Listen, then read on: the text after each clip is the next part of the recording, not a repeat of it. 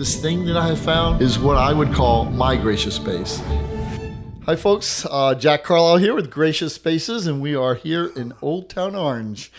High atop this beautiful plaza we call the Circle, or is it a plaza? You choose. But we are here today, and I could not be more excited than to have this guest in front of me now. And we were just talking about the chippiness of some of the wood and the weatheredness and the textures and all.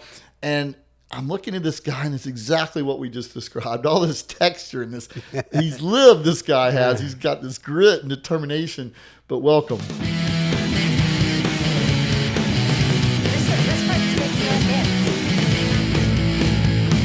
Thank you, man, especially the chippiness. I like that. Good to be here. Plaza, Circle, whatever. Yeah, I guess it's both. Yeah, right, Yeah. There's a vibe in this place. It definitely is a vibe. And so we're going to talk about your gracious space a little bit today. And something that I know about you is that you are so incredibly knowledgeable about the 60s, 70s, but even more kind of a zeroed in on that is an area in LA, Mulholland Drive, Laurel Canyon, that's got your name all over it. And so kind of give me a little bit of a tour.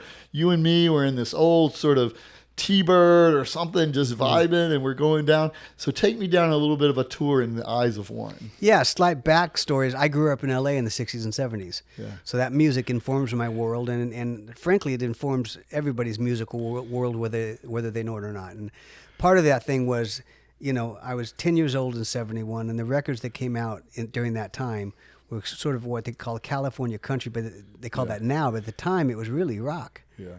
Eagles, Linda Ronstadt, Jackson Browne, all that kind of stuff, you know, and it just had this infusion of all those different pieces coming together, and it just informs my musical world to this day. And they all lived in Laurel Canyon at one point. Yeah. Literally, most of them lived on the same street on Lookout Mountain at one point. I love that. It's so fascinating to think all of those great minds in one spot creating together. Yeah. And that was really reality for them, right? It totally was. On the corner of, it goes up Laurel Canyon Boulevard, you know, and Lookout Mountain is a street that comes off of it and winds up through the hills. And the thing was, it was country-ish, but Sunset Strip was minutes that way. So to the club and then back up there, and they didn't know really who bugged them, and it was wild and probably wilder than it should have been on occasion, and everything that goes in between. But it was the time, And when it got too wild, it showed itself and all that. But I mean, on that one street, Frank Zappa lived on the corner for a while. 4 houses over is Joni Mitchell's house. The house she still owns to this day. She doesn't live in it, but still owns it to this day. That some of the famous pictures she was taken of her by a friend of mine was in that house. It's still the same color. I think she's just old school enough to go, it stays that color. It is what it is, which I love. And why change it? Yeah, I mean, it's working. Carole King, the Monkees, the Doors, you know. So, and there's a place right by there called the Canyon Country Store, which has been there since the day. Still there, yeah. Still there. In fact, there was an apartment. There's a storage place downstairs underneath. There used to be an apartment. And when you go down there, you can see there's a shower over there and a thing. It's all full of 6 packs of beer and all, whatever the store needs now, but there's a shower there and a little thing. Mama Cass from the Mamas and Papas used to live there. That's goosebump material. Yeah, right and there. I think it was before she became Mama Cass. I think when she first got in the canyon. And, you know, so as you go up there, there's a few different streets that were just full of these folks lived at the tops of the Birds, lived on one, you know, and just David Crosby used to be seen going up and down Laurel Canyon in that green cape he used to wear with the tasseled fringe jackets, that kind of thing, you know, and it was just such a spot, and they would all meet at the Canyon Country Store. And so for me, the history of it, one thing ties to the next, and they all met up there, they hung up there. There was one time, there's a story, that the word went through the canyon that at 11:11 or some time on a certain day, remember back in the day when you had the record players and the giant speakers, the Kenwoods and stuff, right? Right? iPhone. No, it was vinyl, but it was also big speakers. And so they open up all the windows and everybody dropped the needle on "Let It Be" throughout the canyon. Gosh. And the word went out, and you can imagine what that must have sounded like, reverberating through the canyons, you know. And there's no way to describe what you would have heard. No, it was. And then everyone respected that moment in time and just listened and mellowed out to it. It was. They would walk from place to place. I have a friend that did a Laurel Canyon documentary, and I met one of the guys there that I'd never known before, but he was one of the original guys from Laurel Canyon, and he said, just walk by somebody's house. I would walk by, and I could hear Joni playing piano. Oh, my gosh. And he goes, so I walked inside and sat down, and I said, what you doing? And she goes, oh, I just playing this new one. She played Woodstock for him. Oh, my gosh. You know, just on the piano. And, you know, I mean, she and Graham Nash lived there. You know, David Crosby found Joni in Florida, brought her out to L.A. He talks about it in one of those Laurel Canyon houses. He got everybody prepared one evening, and you know, I get what you're saying, whatever that means, picking up what I'm putting down there, and then he brought Joni down after midnight, and he said, "This is Joni." Wow. And they were all sitting there in this one place, and at one point he tells the story that after that Joni was breaking up with him, or in the process of. He had everybody there, and Joni comes in. She's got a new song. He's like, "Yay, Joni, new song!" And he goes, "Everybody was there. You name it, they were there, sitting around." And Joni plays a song that is clearly a breakup to him. Oh no! So she wrote from her heart, from what she's feeling. Yeah. To break up with, and then he goes, and then she played it again in front of all those. In front of all those people, played it twice, just in case I didn't get it. I guess right. But yeah, the spirit of that place, it just lives throughout today, if not specifically or literally, figuratively at least. But they all lived next to each other. They all shared. They wrote together. They partied together. All that kind of stuff. They played on each other's records, and it all happened inside of probably a 3-mile radius. It's just unbelievable. Where would you find that these days? I don't think you could. I don't think you do. There's a level of respect there for each other. Everyone lifted each other up. I'm sure that they bounced ideas off of each other. It's like your friend. You just walk through the door, hey, and sit down next to this incredible artist playing this music. That's exactly right. I mean, when you know, in one of my books, which we'll talk about, I'm sure, but you know, Graham Nash and Joni lived in that house. He wrote Our House. Yeah. It's a very, very, very fine house about that place and that time, you know, and then Zappa, the exploits that went on in that place. It was the Laurel Tavern. That house used to be a tavern where when they were first building Laurel Canyon, they would go to the tavern. Wow. It was this gigantic place, and then some crazy different people were replaced by some other crazy people, and then Zappa was in there for a while, and he had the five or more girls who used to hang out there all the time. He called them the GTOs, the Girls Together Outrageously. And he did a record on them. Wow. You can find that to this day, the GTOs, and Jeff Beck group played on it. And so each home probably had its own identity where, hey, if you wanted to kind of hang in this vibe tonight, let's go on down to this house, or That's exactly right. You know, I was at the Pache restaurant is attached to the Canyon Country Store. Okay. And I was sitting inside that place, and I know them there, and the general manager goes, "You know, it's Morrison's birthday, Jim Morrison." At the doors, and I knew his house was 2 doors over right there. Yeah. And he was, obviously this is years after, but he goes, "You want to see it? They're doing a birthday thing for him tonight." And I said, "You know I do." Wow. So he walked me over there, and we went in, and they'd redone the house. They'd taken a couple things out. One is they took a 35-foot pole that was the structural pole for the house that he had carved into a tiki, or to a totem pole. Yeah. And they took that out. That went to a museum somewhere. And then they said, "We've heard about your history and might talk about me." Yeah. And they said, "I want to show you something." So they took me down to a bathroom that had been redone, but he pulls out this medicine cabinet, old wooden shelves medicine cabinet. Okay. He goes, "Look in there." And it was Morrison's original shower. They kept it with the 1950s pink tile. Wow. But it was written, all lyrics and stuff were written inside the... No, I just kind of wonder now, so these homes...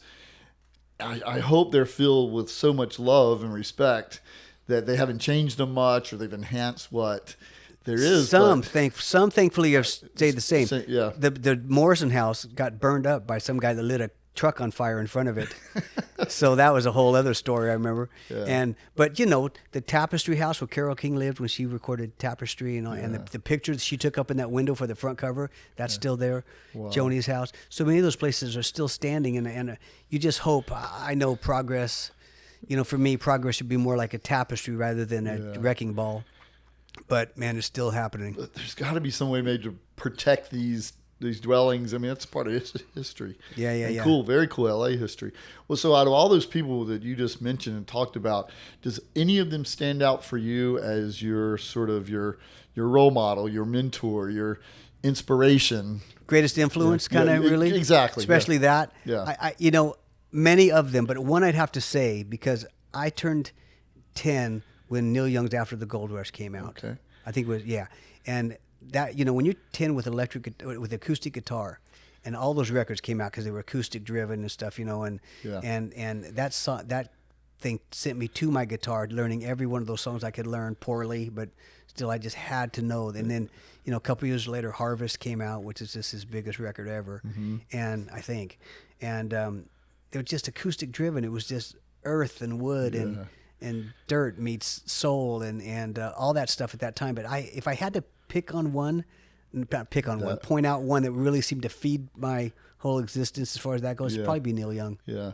And does he still bring you inspiration? Yeah, I saw him a few months back at the Greek. Yeah. And just me and it's kind of a thing. I just go by myself.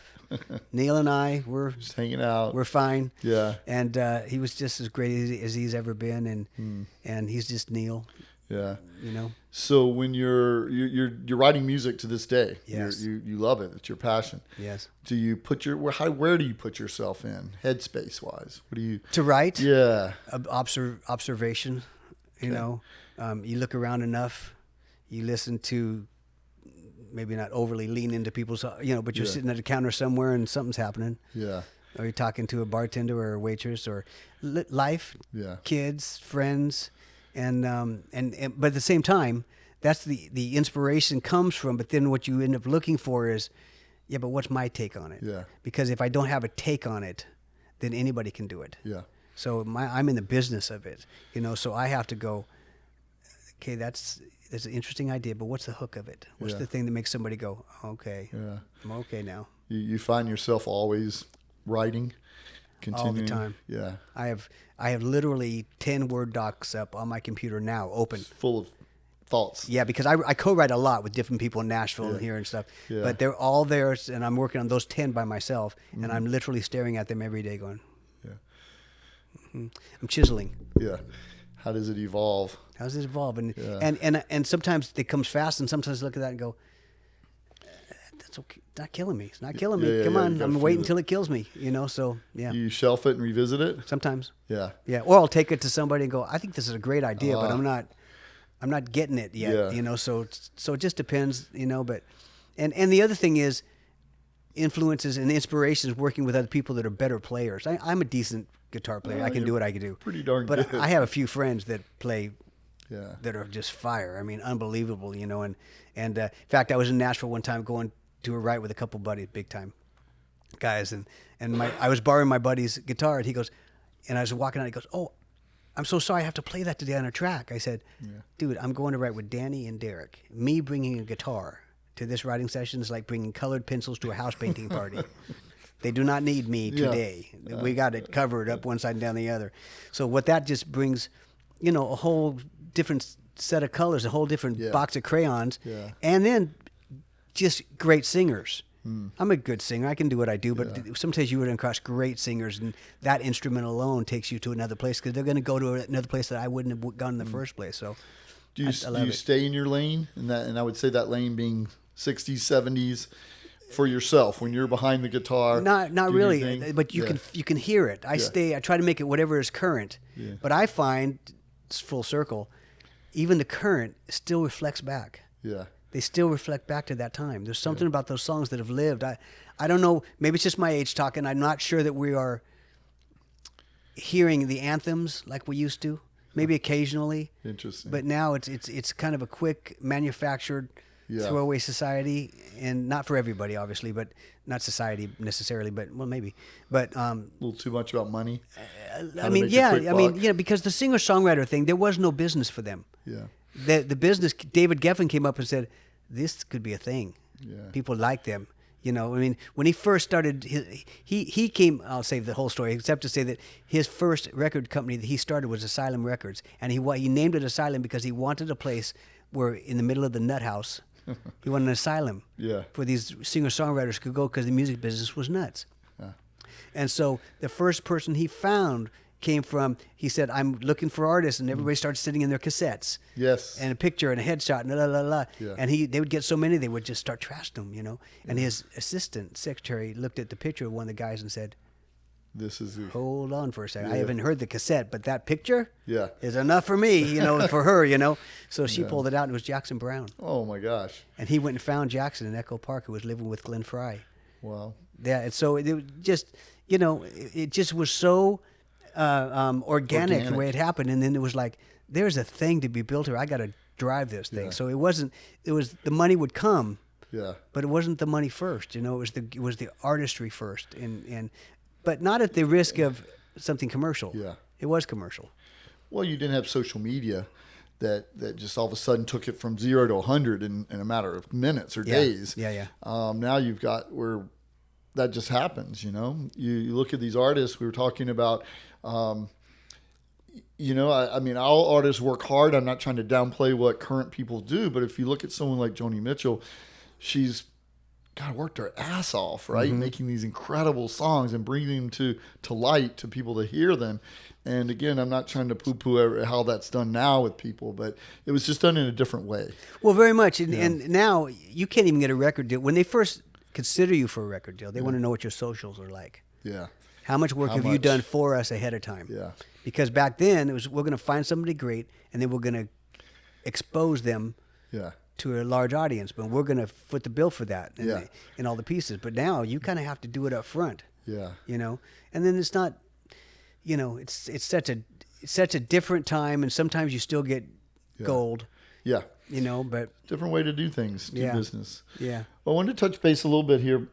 You've written several books, The Journey of a Song, 60s and 70s, but these are not any ordinary books. There's a little bit of a twist to them. Same thing in the way I chase my songs. If I don't have a twist, then anybody can do it. Right. And I'm known a bit in the songwriting world, but I'm not known in the literary world at all.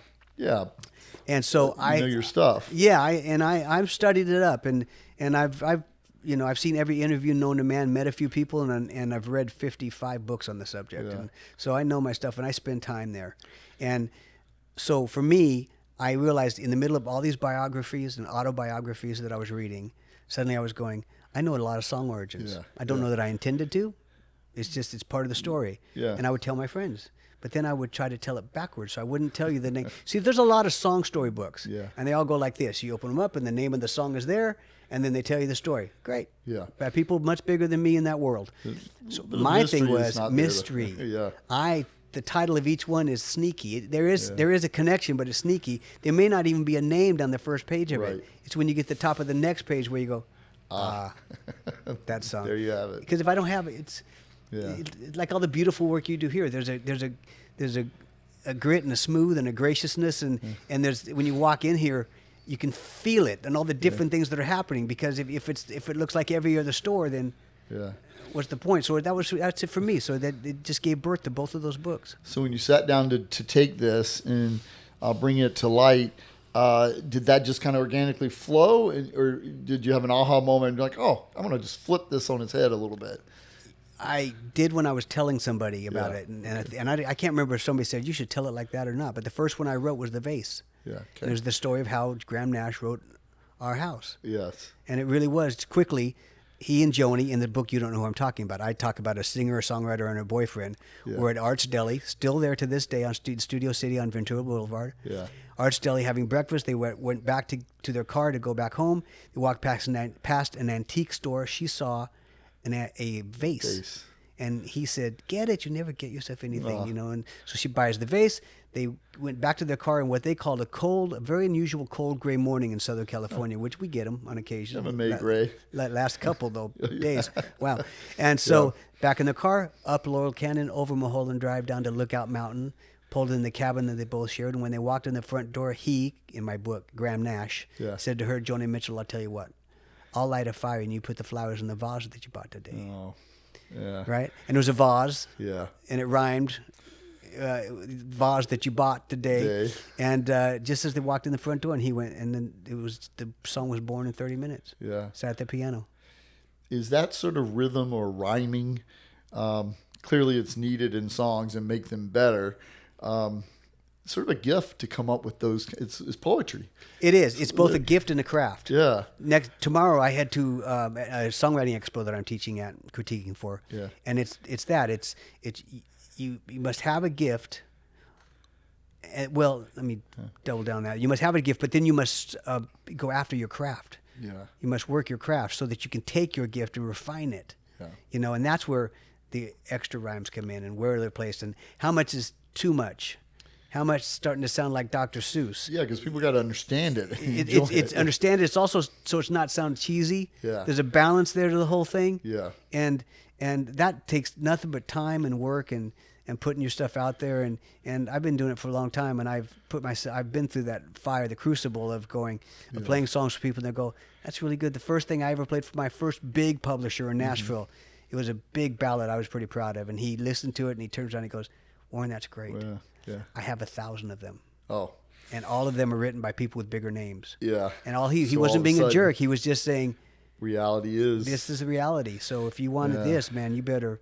And I took that to heart, and a light bulb went off for me, and I went, how do I make it next level? Okay. Yeah. Okay. And so I've been after it ever since. Yeah.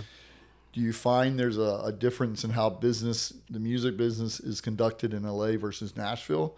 Or is it kind of across the board? Interestingly, somebody asked me about that one time, about the differences, and this was years ago, and I'm going to bring it to current.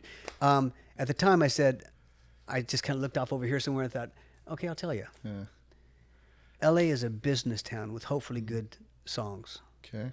Nashville's a song town with hopefully good business. Interesting. That said, it has changed. They used to be very separate, and it used to be like, for film and film music and television music, we don't want country. Well, that's changed. Yeah. You hear country everywhere now, all that kind of stuff, right? And so it was always different in that we write in rooms in Nashville. Yeah. And it used to be up and down Music Row. But you talk about progress; they've knocked down so many beautiful places to put lofts up. And I guess if you're 19, you don't miss it, but. Music Row used to be all the publishing houses up one side and down the other, the labels, and it was amazing. That's changed a lot, but there's still a spirit of the search. But still, LA is it's a very different thing. It's so much just literally bigger and expansive that you can't just run over and trying to park somewhere. Hour parking, you need 8 hours to sit down and write with somebody and whatever it is. And so there's some real similarities.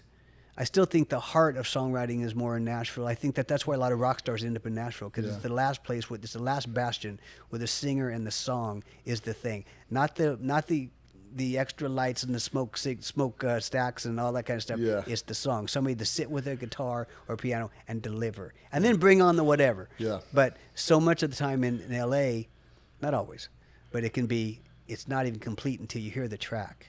Right. You need the whole thing. I love that too. Yeah. But I go back to Neil and Jackson Browne and all those guys who could sit and deliver by themselves. Solid quality. Yep. Yeah. In fact, can I tell you, James Taylor, first record he did was one of my favorites. Oh my gosh. First record he did with Peter Asher for Apple Records in England. And they did the thing and they brought the strings and all kinds of stuff and it sounded beautiful and it just didn't work.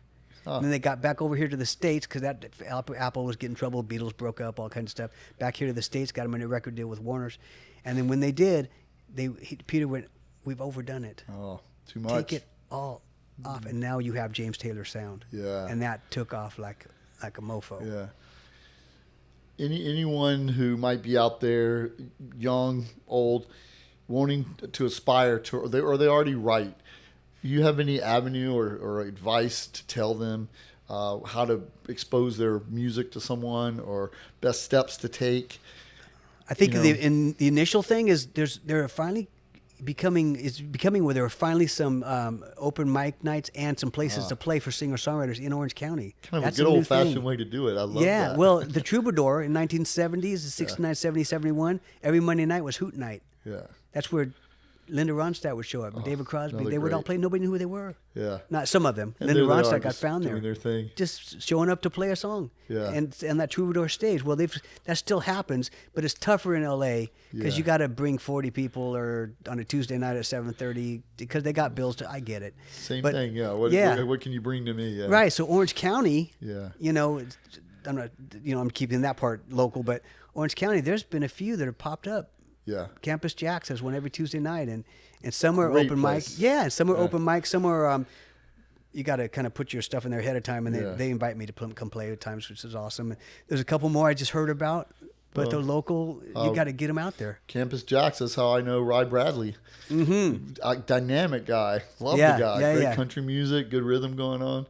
Yeah, I forget about going there. Thanks for reminding me of that. Yeah, every yeah. Tuesday is a not open mic, but every Tuesday is a singer songwriter night, and Kayla runs it, and she picks out the artistry and all that kind of stuff.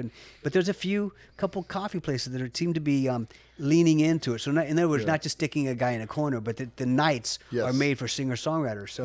So there's a couple of those around. That's one of the first things. But then you got to figure out why the songs you love. Why were they hits? Yeah. And then go play my stuff. How does it compare? Yeah. Doesn't have to sound like that song, but there's going to have to be a spirit of it, you know? Well, I've been lucky enough to hear you several times. When I love that you've always got like a little backstory to it, and it's knowledge. You've lived it firsthand, or been exposed to it in some way or level, and you just deliver it. It's a part of the performance, and it's amazing. It's well, great. I come from when it was concerts were conversations. Yes.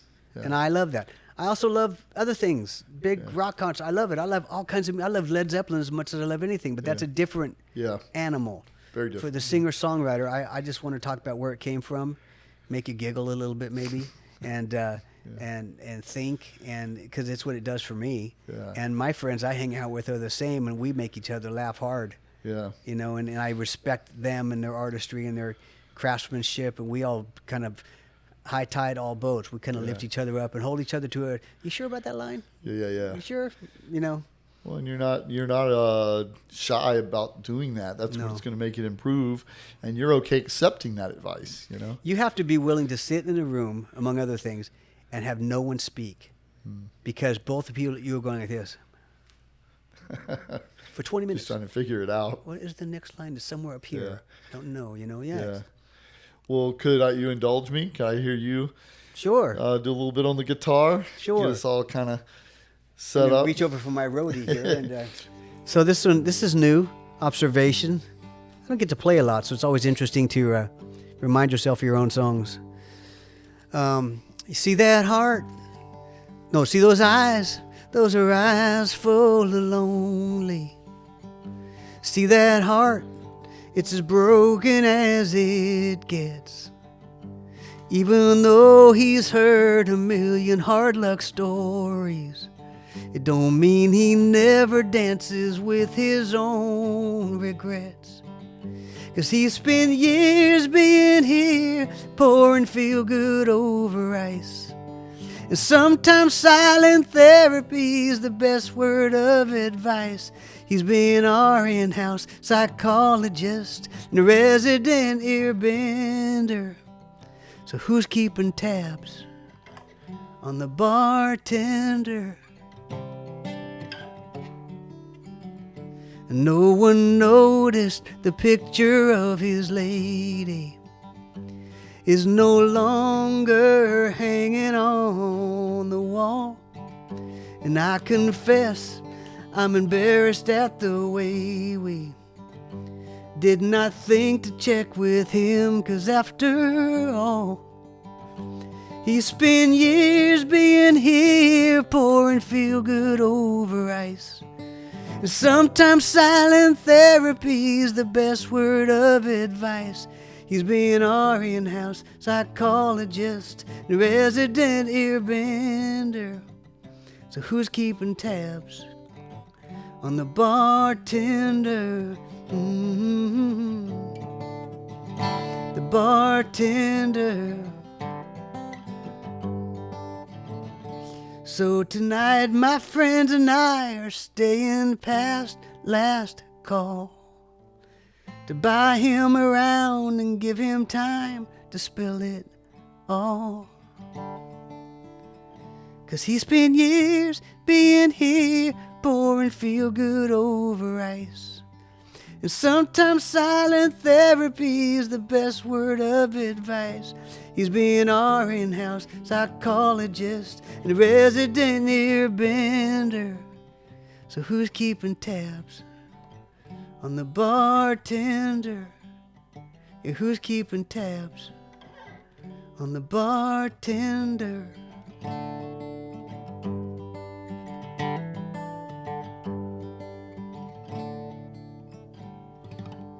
Oh, yeah.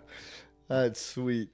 You know, Hey, you man. just took me on this Little journey. of a gal behind the bar doing exactly. I mean, you described it perfectly. You know, we're there and they're there servicing us, you know, for years potentially. And then this guy has this part of his life that's taken away and there's evidence of it. And, you know, you're right. It's like, how's he doing? Yeah, You know, and that was the thing for me. It's like, Yeah. well, it's a little different take on Heartache. Yeah. It's his His? for once, you know. And there could have been other songs like it. I hadn't heard that specifically, so excuse me. So Yeah. I went, well, what's that about? And then you put that's the idea. Yeah. And you go, now what do I bring to that? What's the earth that I bring to that? You know, and Yeah. and you've been in any relationship long enough, you find out that on occasion, silent therapy is the best word of advice. Yeah. You know, my wife would go, and I'm pretty good at it, but there are Yeah. times, you know, you just kind of want to fix, you know, and so I just bring that to it. What makes it interesting, and then for me, when we got the bridge, so it's, you know, first part identifying that this guy's feeling that. Second part, why nobody notices the picture of his lady is no longer up there.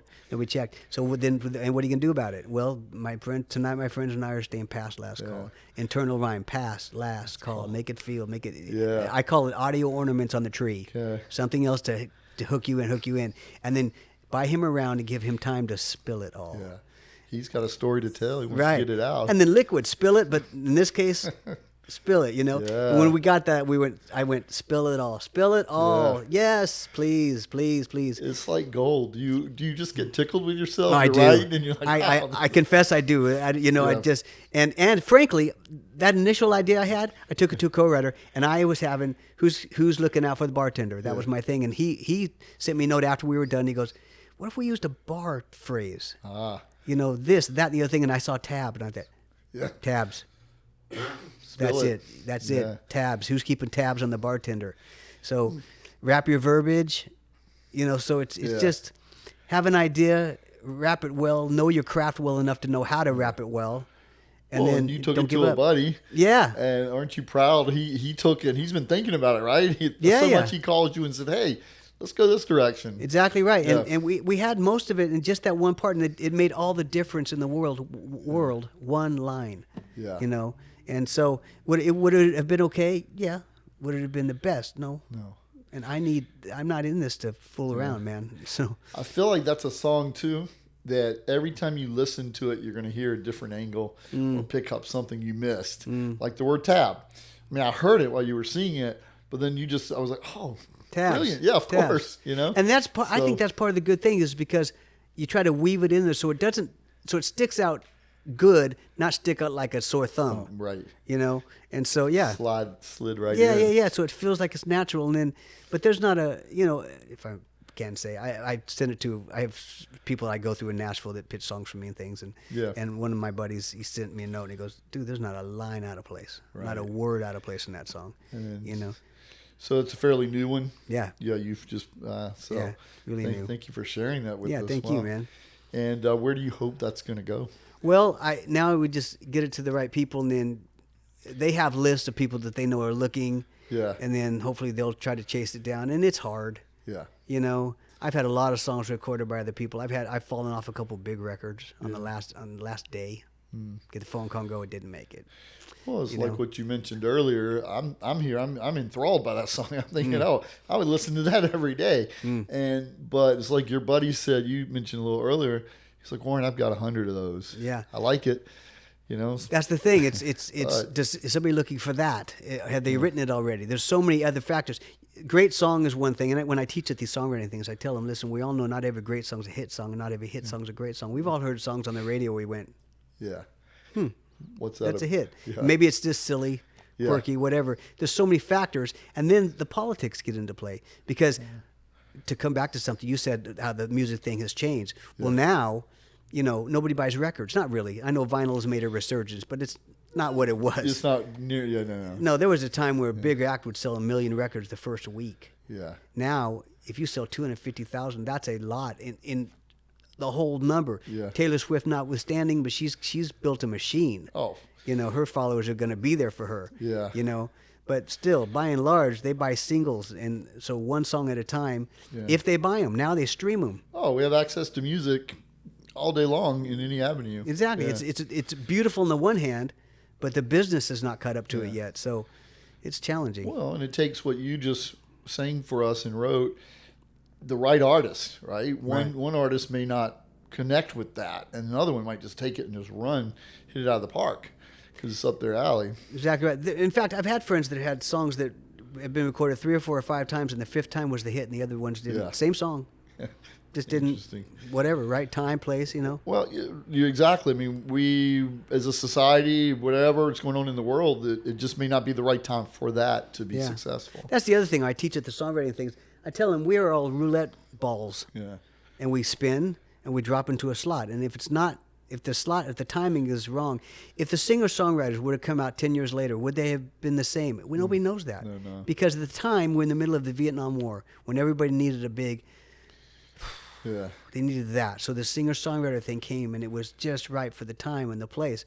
Yeah. Timing. And that's so much you can't control. Yeah. Forgive, I teach, I go, if you're a 6'3" blonde, and you walk in for an audition, and they go, you are amazing. Here's the problem. We're looking for a 5'2" Asian person. All of your 6'3", all of that, which is great, no longer matters. We're not looking for you today. It's not a personal thing. Yeah. It just, so timing, and so you just try to, therefore, what I do is I show up as much as I can. Yeah. And nobody can do everything. So I figure, and I tell my clients this, I tell them, figure out what all you can do. You're a married guy, whatever it is, you got responsibilities and stuff. So figure out what all you can do, and then do all of it. Yeah. Whatever that means to you. It's different for everybody. If you're 19 and you don't have nothing tied to you, then go do the 19-year-old nothing tied to you thing. Yeah. But I have friends that are, we got lives and family and stuff and kids and things, and I go, right, you can't be everywhere. And that's great advice, because there might be some that will flip that and go, I don't have time. I got to get my kid. I got to do this. But where do you have time? If that's a passion of yours, how can you carve that out, right? So I love that you're telling people that. Bits and pieces. Yeah, the people door. that go to this expo I'm about to go to will spend money to get there. Yeah. And then I've had some say, and I understand, because we do one in October in Boulder, and then you fly to that one if you're, so it's money. I got it. Yeah. But I tell them, and they go, but I put a lot of money here. I said, I got friends that golf all year long. Yeah. Spend a lot of money golfing. And not one of them will ever make a dime. Yeah. Not one. But they love it. I got it. friends that paint. They'll never sell a painting. Yeah. But they love it. They put money into it. Yeah. I came from the surfing, skateboarding background, So at some point you go, what's important to you? So you asked me earlier, how many guitars do you have? Yeah. Some people are in a position to buy many. I'm not a techie guy, so I can't tell you. I have friends that can tell you the wood on the side, the back, and the top, and the neck, and the reason why I cannot do any of that stuff. But I can do my own thing. But so I don't own a ton of guitars. I spend my money and my time making music and songs and pursuing my books in terms of my passions and my work. Yeah. Right. Well, and that's kind of, not kindness, what we are about here, Gracious Spaces. Yeah. And I'd say that's yours, your writing. When you're sitting at a table at the country store, that's your zone. Yeah. Yeah. Well, your gracious space. Yeah, and when you talk about Laurel Canyon, so when I'm in Laurel Canyon, I still go consistently. Yeah. And when I'm sitting in that restaurant, they know me, and they'll get me a spot up at the counter, and it's what's history, and the people I've seen inside that restaurant, they go because it's not a place where paparazzi. It's not functional for paparazzi. Yeah. Its location, it's not functional. Yeah. So they go and nobody bugs them. Safe. So I'll see somebody. I'm not saying nothing. I just go. That's Let cool, them do man. their thing. But I'm sitting there and I'm thinking about my songs, and I'm looking around and going, the spirit of what has happened in this place. Yeah. And they sell my books in that Canyon Country store. At the register, which to me, one of the first books I ever bought that launched my whole, unbeknownst to me, was going to bring a book, was called Laurel Canyon. I bought it in that store. Wow. 6-7 years later, my book's sitting next to that book in that store. Isn't life amazing like that? I mean, if you show up, you just, right. It's just the big thing. It's just, show just up. continue to show up, and then it's going to be what it's going to be. I can't force what it can't be. So, I got friends that have, I'm above a lot of people in the songwriting world on the ladder, but most of my friends are above me on the ladder. There's always someone above us or below us, Yeah. So tell us again, let's review. People are interested, they want to get your book. Tell us where they can have access to either one of these. Upstairs here. Yeah. And certainly Amazon. Yeah. And if you find me on socials, I'm out there. I mean, it's even as simple as Facebook. I use that thing I use Facebook for good. You can actually use Facebook for good. You know, if somebody asked me, does that drive you crazy? And I said, see this finger? This is my index bicep. And it's how you use it. I just scroll along, little doggy. I'm not getting in the weeds of any of your craziness. And so up in LA, you can get this as well. Book Soup often has it up there. Yeah. There's going to be a couple more stores that have it, and I'm an indie author. Yeah, I love it. Nobody's pushing, and I got a maybe thing happening behind that too. I'll tell you about. Okay. That I can't talk about, but I'll tell you about. Now you're going to tease me like that. Man. I've been offered a little thing. Okay. And we'll see. I have to see if it makes sense in the big picture. All right. But it would be about the books. And Put it out there. Yeah, just have to see. There's a machine involved, which would be helpful because as it relates to the book now, I am the machine, and the little engine that could. But if I can find an engine that could do more, then we will. So then why not? And even now, it's just that really came out of Facebook, and this friend of somebody that knew somebody hit me up and said, I work for something publishing. Yeah.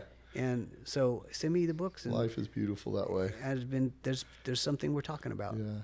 So. Well, we certainly appreciate your time. We could probably go on, and we will. And we're going to have you back. Awesome. But will you indulge me a little bit and sing us out as well? What shall we do? Okay, this makes sense to me. Okay. Now, here's the thing about it. When you capo guitar, that happens. Okay. It squeezes the string, and then it goes out of tune. But sorry, I'll get there.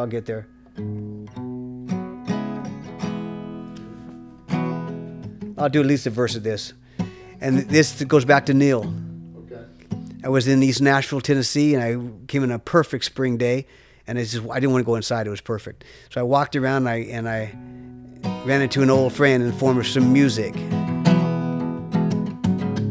In a funky little record shop on the hip side of town. A vibe, a kind of throwback joint, had to take a look around. Found a bunch of old favorites, folk to classic rock, and songwriting singers. I let my fingers do the walking till they fell on the perfect pick. Neil Young's Harvest. It did the trick, y'all. Did the trick, and I can't tell you how it soothed my soul. From old man to that good old heart of gold. Music up, windows down, I sang along as I drove around. Back in time with my good friend Neil in East Nashville. Here's the crux of it. Was getting deep into guitar when that record came out. I'm talking about the vinyl now, still got that one at the house, it's true. I'm SoCal born and raised, I was a teen in the 70s. And that Cali country sound, well, it struck a chord with me in those days when I didn't have a care. Well, that first downbeat took me right back there. The first downbeat from that record still takes me there. And I can't tell you how it soothed my soul. From old man to that good old heart of gold. Music up, windows down, I sang along as I drove around. Back in time with my good friend Neil. Feeling about as good as any guy could feel. Back in time with my good friend Neil in East Nashville. Truth meets craftsmanship, and didn't try getting tuned, but Neil in East Nashville. True story. I love that. Every line. There you go, folks. Warren Sellers. Thank you, buddy. So much for being here. Awesome. Thanks a lot, man. Appreciate it. Yeah, absolutely. Right on.